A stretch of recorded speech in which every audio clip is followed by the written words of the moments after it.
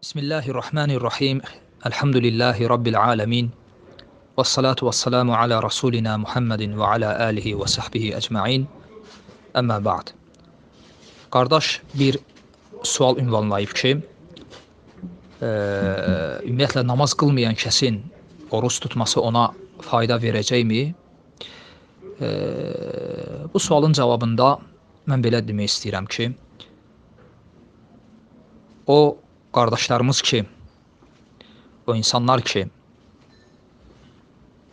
namaz qılmırlar və lakin Ramazan ayında oruç tuturlar, qoy o qardaşlar Allahdan qorxsunlar.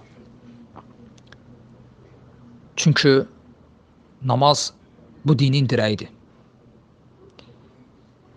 Yəni, ey namaz qılmayan qardaşım, hansı ki sən Ramazan ayında oruç tutursan və bu oruç tutmaqda sənin qəsdin nədir?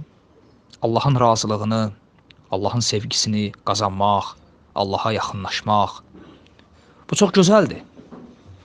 Hansı ki bu əməlin də dəlildir ki, sən Allahın dininə hörmət edirsən, Allahı sevirsən, ona yaxınlaşmaq istəyirsən və razılığını qazanmaq istəyirsən. Gözəldir. Və lakin bil ki, bu dinin dirəyi var. O da namazdır. Namaz bu dinin dirəyidir. Yəni, təsəvvür edin ki, bir çadır, hansı ki o çadırın ortasında bir dirək olur. O çadır o dirəyin üzərində qurulur. O dirəyi qoruyub, o çadırı qoruyub saxlayan o dirəkdir. O dirək oradan götürülsə, çadır nə olar? Yıxılar, aşar, dağlar. Dirəyi olmayan çadırın halı budur. Və namaz da bu dinin dirəyidir. Yəni, namazı olmayanın dini bax bu vəziyyətdədir. Həmçinin namaz Allahın əmirləri içərisində şəhadətdən sonra ən vacib olan əmirdir. Həmçinin namaz qiyamət günü quldan ən birinci soruşulacaq əməldir. Necə ki, Peyğəmbərimiz Muhammed sallallahu aleyhi və səlləm bir kəlamında, hədisində buyurur ki, qiyamət günü qulun ən birinci soruşulacağı əməl namaz olacaq. Və ondan sonraki əməllər ona görə, yəni dəyər qazanacaq.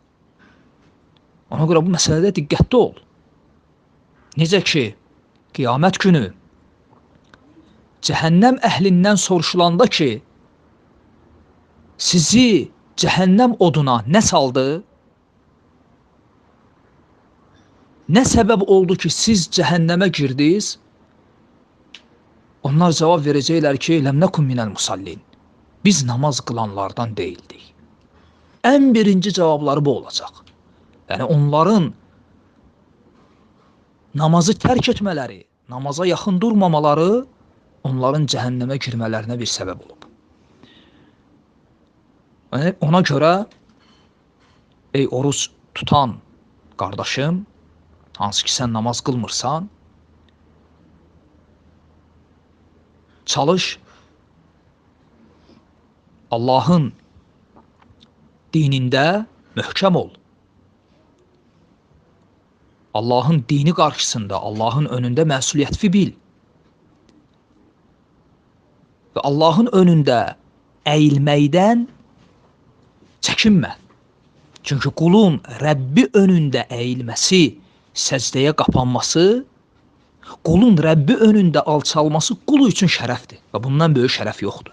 Çünki sən hər hansı bir məxluqun yox, səni yaradan, yoxdan var edən, sənə görən göz, eşidən qulaq, danışan dil, yeriyən ayaq, tutan əl, döyünən ürək, düşünən beyin verən, səni insan edən Rəbbinin önündə əyilirsən. Və bu qul üçün şərəfdir. Özünü bu şərəfdən məhrum etmə.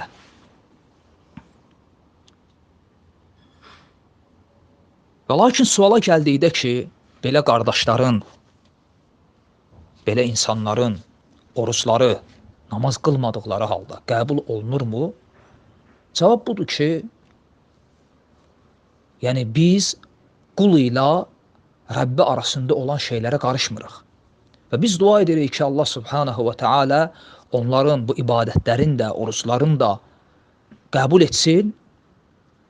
Və həmçinin dua edirik ki, onların bu tutduqları oruclar onların ibadətə başlamalarına, namaz qılmalarına bir vəsilə, səbəb olsun.